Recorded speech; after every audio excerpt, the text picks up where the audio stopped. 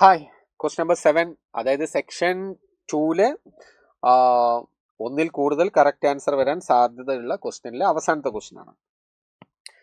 എന്താ ക്വസ്റ്റ്യൻ?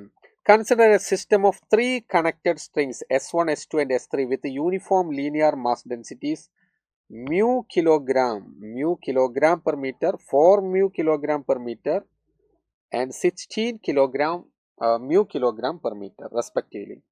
അപ്പോൾ ഡയഗ്രത്തിൽ ക്ലിയർ ആണ്. ദാ ഇവിടെ ഇതൊരു ഒരു സ്ട്രിങ് ആണ്, the another string and this is the third string. Yes, as shown in figure. S1, S2 are connected to the point P. S1, S2 the Pയിൽ connected ആണ്.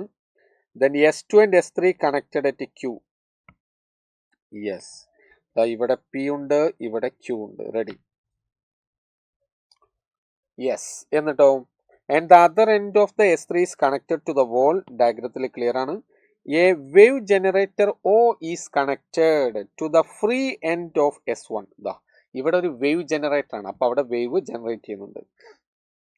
The wave from the generator is represented by y is equal to y naught cos omega t minus kx. അപ്പോൾ omega t k x different sign ആണ്, അതുകൊണ്ട് തന്നെ positive x ഡിറക്ഷനിലേക്ക് wave propagate ചെയ്യുന്നു. Ready? Y naught omega k are constants with appropriate dimension. Which of the following statement is or are correct? അപ്പോൾ question എന്താ നോക്കാം. First option എന്താ പറഞ്ഞത്? When the wave reflects from P for the first time, okay, the reflected wave is represented by this equation. That's a simple one. Okay, നമുക്ക് ചെയ്യാം. ആദ്യം നമുക്ക് തന്ന ഇക്വേഷൻ നോക്കാം. y equal y naught cos omega t minus k x. y equal to y naught cos omega t minus k x. ഇതാണ് നമുക്ക് തന്നിട്ടുള്ള equation. ഇതോടെ പെട്ടിയിലിരിക്കട്ടെ.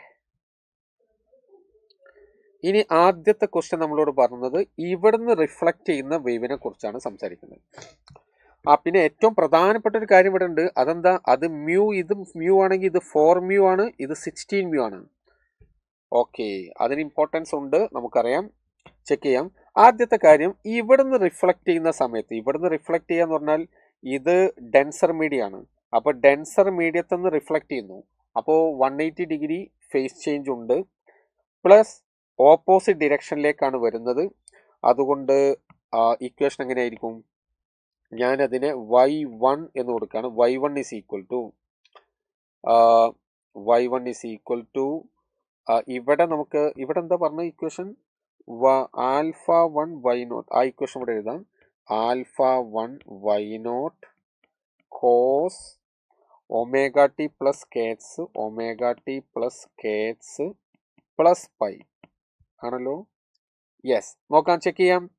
അപ്പോൾ cos omega t plus k x, കാരണം രണ്ടും സെയിം സൈൻ ആണ്, അപ്പോൾ നെഗറ്റീവ് എക്സ് ഡിറക്ഷനിലേക്കാണ് വരുന്നത്. അത് കറക്റ്റ് ആണ്. ദെൻ ഡെൻസർ മീഡിയത്തിൽ നിന്ന് റിഫ്ലക്ട് ചെയ്യുന്നു, 180 ഡിഗ്രി പൈ ഫേസ് ചേഞ്ച് ഉണ്ട്. അപ്പോൾ this sound good, this is okay, fine. Option A is correct. Option A correct. Alpha 1 is A positive constant ആണെന്ന് പറഞ്ഞിട്ടുണ്ട്. അപ്പോൾ option A is correct. A correct ആണ്. ഇനി ബിയിലേക്ക് പോവാം. When the wave transmits through P for the first time, അതായത് ഇവിടുന്ന് അങ്ങോട്ട് പോകുന്നു, ഇവിടുന്ന് റിഫ്ലക്ഷൻ മാത്രമല്ല ഇവിടുന്ന് അങ്ങോട്ട് പ്രൊപ്പഗേറ്റ് ചെയ്യുന്നുണ്ട്. The transmitted wave is represented by, ഈ ഫസ്റ്റ് ടൈം എന്നൊക്കെ പറയാൻ കാരണം എന്താ അറിയോ? ഇവിടെ മാത്രമല്ല, ഇവിടെ തട്ടിയിട്ട് റിഫ്ലക്ട് ചെയ്തിട്ടുള്ള വേവ് ഇവിടുന്ന് ഇങ്ങോട്ട് തന്നെ വരും. മനസ്സിലായോ? അപ്പൊ ഇതിലൂടെ ഫസ്റ്റ് റിഫ്ലക്ട് ചെയ്യുന്നതാണിത്. ഇവിടുന്ന് റിഫ്ലക്ട് ചെയ്യുന്നതും ഇവിടുന്ന് റിഫ്ലക്ട് ചെയ്യുന്നതും ഒക്കെ വീണ്ടും അതിലൂടെ വരുന്നുണ്ട്. അതുകൊണ്ടാണ് ഈ ഫസ്റ്റ് എന്ന് പ്രത്യേകം എടുത്തു പറഞ്ഞത്. When the wave transmitted through P first time, the transmitted wave is represented by, transmitted wave അങ്ങോട്ട് ട്രാൻസ്മിറ്റ് ചെയ്യുന്നു. അപ്പോൾ അത് ഡിറക്ഷൻ ഓക്കെ ആണ്, ഒമേഗ ടി മൈനസ് കെക്സ്, അത് റെഡിയാണ്. പക്ഷേ പ്രശ്നം കെന്റെ വാല്യൂ നമുക്ക് ചെക്ക് ചെയ്യണം. കെന്റെ വാല്യൂ എങ്ങനെ ചെക്ക് ചെയ്യാം? കെന്റെ വാല്യൂ ചെക്ക് ചെയ്യല് v is equal to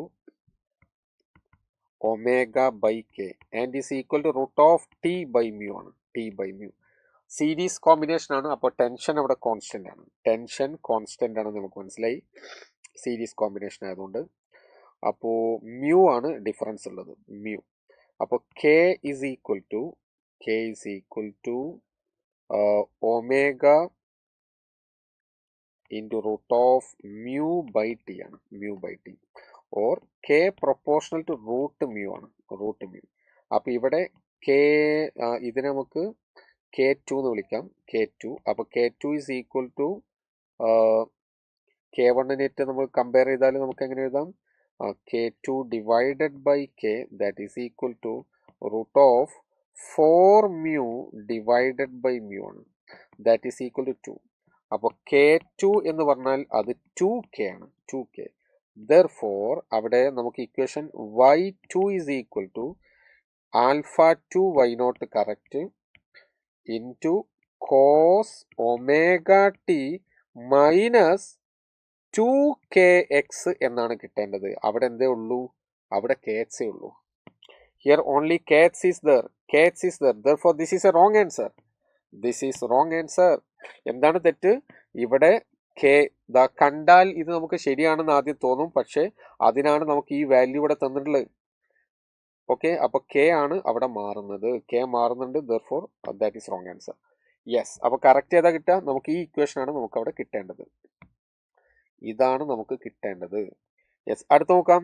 when the wave reflects from q, okay, ക്യൂയിൽ നിന്ന് റിഫ്ലക്ട് ചെയ്യുന്നു. for first time the reflected wave is represented by this one, alpha 3 positive constant. അപ്പോൾ alpha 3 y0 ഓക്കെയാണ്, cos omega t minus kx എന്ന് പറയുമ്പോൾ അത് അങ്ങോട്ടല്ലേ പോണത്. മാത്രല്ല kന്റെ വാല്യൂലും പ്രശ്നമുണ്ട്, kന്റെ വാല്യൂ പ്രശ്നമുണ്ട്, 180 ഡിഗ്രി ഇതൊക്കെ. That is also wrong answer. ചെയ്യേണ്ട ആവശ്യമില്ല, ചെയ്യാതെ തന്നെ തെറ്റാണെന്ന് പറയാം അല്ലേ, കാരണം ഇവിടെ kന്റെ വാല്യൂ നമ്മൾ ഓൾറെഡി നമുക്ക് 2 കിട്ടിയിട്ടുണ്ട്, മാത്രമല്ല അത് ഇവിടെ പ്ലസ് ആവണം, ഇവിടെ പ്ലസ് ആവണം, അപ്പോൾ അതും തെറ്റാണ്. What about option D, when the wave transmit through ക്യൂയിലൂടെ ട്രാൻസ്മിറ്റ് ചെയ്തു, first time transmitted wave is represented by, okay, transmitted minus ആണ് രണ്ടും, അതുകൊണ്ട് അങ്ങോട്ടാണ്, ആ part okay. Then 4k correct ആണോ, ഇവിടെ 16 mu ആണ്, 16 mu ആകുമ്പോൾ അത് റെഡി ആവുമല്ലോ, കാരണം k3 divided by k is equal to root of 16 mu divided by mu ആണ്, that is equal to 4. അപ്പോൾ k3 is equal to 4k ആണ്, k3 is 4k, therefore omega t minus 4kx, perfect. Option D is also correct. A and D are the right answers.